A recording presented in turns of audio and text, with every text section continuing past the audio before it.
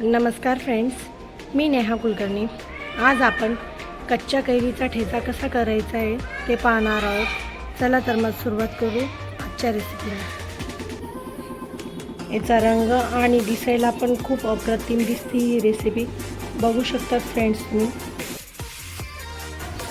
तर फ्रेंड्स, मी इथे 2 कच्च्या कैऱ्या घेतलेल्या आहे। याचा आपण ठेचा बनवून घेऊया। सर्वप्रथम याचे साल काढून घ्यायचे।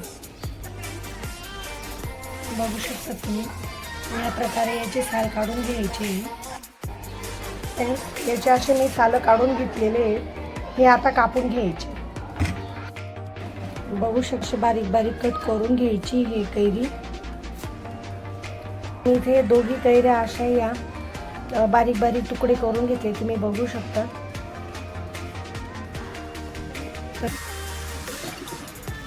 ठेच्यामध्ये टाकण्यासाठी मी इथे लाल मिरच्या घेतलेल्या आहेत, लसूण घेतलेला आहे आणि मीठ। चला तर मग बघूया। इथं आपण आहे ना खलबत्त्यात काढून घेणार आहोत। इथं तुम्ही मिक्सरमध्ये पण काढू शकता, पण खलबत्त्यामध्ये काढून घेतल्याना त्याची चव खूप छान लागते, म्हणून मी खलबत्त्यामध्ये काढून घेते।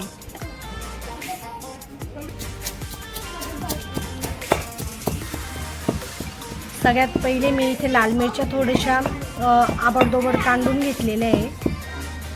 थोड्याशा मिरच्या काढून झाल्या की मग लसूण टाकून घेते। लसूण आणि मिरची छान अशी एकजीव करून घेतलेली आहे। आता याच्यामध्ये आपण जी कापलेली कैरी होती ती टाकू। थोडी थोडी करून आपण कैरीचे तुकडे टाकणार आहोत याच्यामध्ये। इथे चवीनुसार मीठ टाकून घ्यायचं आहे। खूप छान आणि झणझणीत अशी लागतो हा ठेचा, खूप सुंदर लागतो। फ्रेंड्स, तुम्ही पण एक वेळा नक्की ट्राय करून बघा कच्च्या कैरीचा झणझणीत ठेचा। सुंदर असा कलर आलेला आहे। ही ठेचा तुम्ही भाकरीबरोबर किंवा असा तोंडी लावायला पण खाऊ शकतात। खूप सुंदर होता, खानदेश स्टाईल ही रेसिपी आहे। तुम्ही पण एक वेळा नक्की करून पहा कच्च्या कैरीचा ठेचा।